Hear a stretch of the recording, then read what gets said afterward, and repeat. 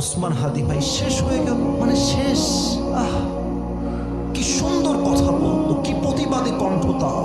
কত ভারতের বিরুদ্ধে দেশের যত ষড়যন্ত্র হয়েছে সবগুলোর বিরুদ্ধে আমার ওসমান হাদি ভাই কথা বলেছে।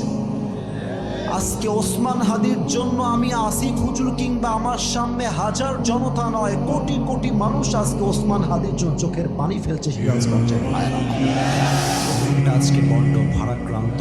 একটু আগেও কান্না করছিলাম গাড়িতে বসে বসে, চোখের পানি যেন থামছিল না আমার। আপনারা অনেকে জানেন, অনেকে জানেন না, জুলাই বিপ্লবের এক বিশাল নেতা, আমাদের সকলের প্রিয় ভাই ওসমান হাদি আজকে আল্লাহর জিম্মায় চলে গিয়েছে। আজকে আমার ভাই শহীদী মৃত্যুবরণ করেছে।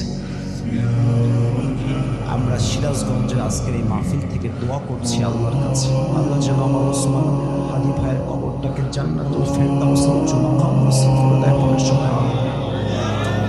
এই রক্ত বৃথা যাবে না, এই রক্ত আমরা বৃথা যেতে দেব না।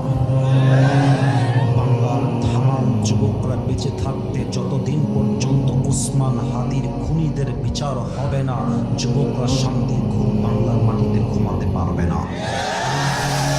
আমার ওসমান হাদি ভাই শেষ হয়ে গেল, মানে শেষ।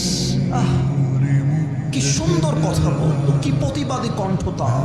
কত ভারতের বিরুদ্ধে দেশের যত ষড়যন্ত্র হয়েছে সবগুলোর বিরুদ্ধে আমার ওসমান হাদি ভাই কথা বলেছে।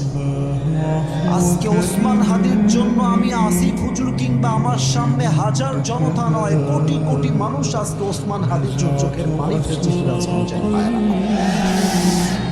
আমি আবারও দোয়া করছি আল্লাহর কাছে, আল্লাহ আমার ওসমান হাদি ভাইয়ের যদি কোনো গুনাহ পৃথিবীতে বেঁচে থাকতে হয়েও থাকে, তুমি তার শহীদি রক্তের বিনিময়ে তার কবরটাকে জান্নাতুল ফেরদাউসের উচ্চ মাকাম হিসেবে কবুল করো। আমিন। জোরে সোরে বলেন সবাই আমিন। ইনশাআল্লাহ দেশ একবার আমরা স্বাধীন করেছি। 2024 সালে দেশটাকে আমরা নতুনভাবে আবার স্বাধীন করেছি।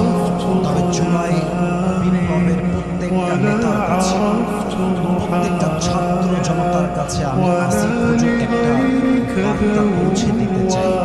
আমাদের আর একটা যুদ্ধ এখনো করা বাকি আছে। সেই যুদ্ধের নাম হলো আল্লাহর জমিন। যেহেতু আল্লাহ ইনশাআল্লাহ আগামীর যুদ্ধ হবে আল্লাহর জমিনে, আল্লাহ পরের সংবিধান দিয়ে দেশ চালানোর সংগ্রাম হবে আগামীতে। আমরা স্পষ্ট ভাষায় বলছি, ওসমান হাদির খুনের বিচার করতে হবে আল্লাহর কোরআনের সংবিধান দিয়ে।